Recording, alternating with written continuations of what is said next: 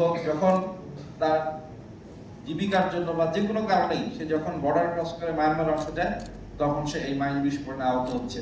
এবং সারা বাংলাদেশে, সারা পৃথিবীতে একটা মাইন চুক্তি আছে, যে চুক্তিটা বাংলাদেশ সাইন করেছে, কিন্তু মায়ানমার এই চুক্তিতে সিগনেচার করে নাই।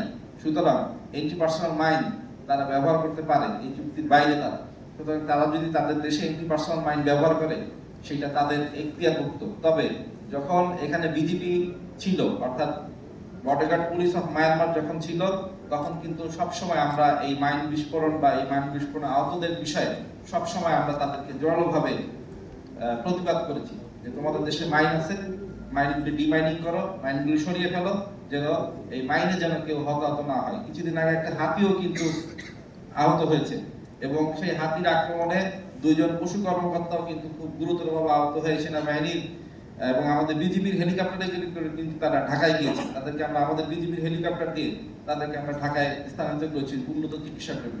সুতরাং ওই পাশে মাইন থাকা মানে এটা আমাদের জন্য একটা বিপদ।